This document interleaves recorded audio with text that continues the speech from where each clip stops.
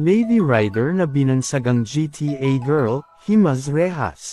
Isang 28-year-old na negosyante, na kinilalang si Chris L. Matoncabo, ang naaresto noong August 11, 2024, sa gitna ng Ironman 70.3 event, sa Darom Santa Cruz, Davao del Sur, matapos lumabag sa mga patakaran sa pagsasara ng kalsada at regulasyon sa trapiko.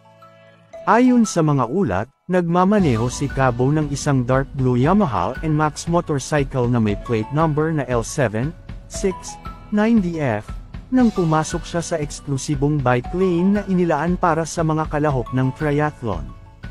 Ang insidente ay naganap bandang 8:05 AM, habang ang mga security personnel ay abala sa pagresponde sa isang emergency. Sa kabila ng mga babala at utos ng mga security officers na huminto, nagpatuloy si Cabo sa kanyang pagmamaneho patungong MacArthur Highway, dahilan upang habulin siya ng Traffic Enforcement Unit o TEU. Hinabol siya ng mga opisyal ng trapiko hanggang sa maharang siya sa kanto ng National Highway malapit sa Aplaya de Obosa sa Barangay Darom. Si Cabo ay dinala sa Taril Police Station at nahaharap ngayon sa iba't ibang kaso, kabilang ang paglabag sa Article 151 ng Revised Penal Code, RA 4136, Traffic Code, at RA 10054, Helmet Law.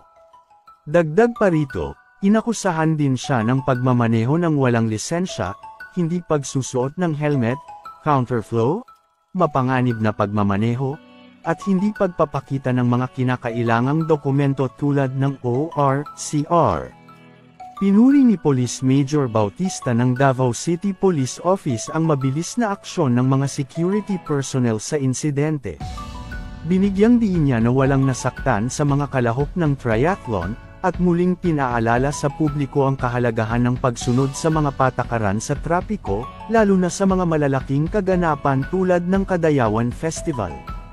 Samantala, nag-viral sa social media si Cabo at binansagan siya ng mga netizens bilang GTA Girl o Real Life GTA dahil sa kanyang walang pakundangang pagmamaneho na tila galing sa isang video game.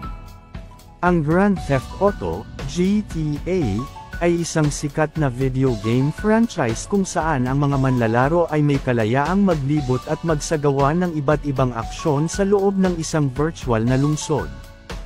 So that's it. Ano ang iyong opinyon sa video na ito? Huwag mahihiyang ibahagi sa ating comment section.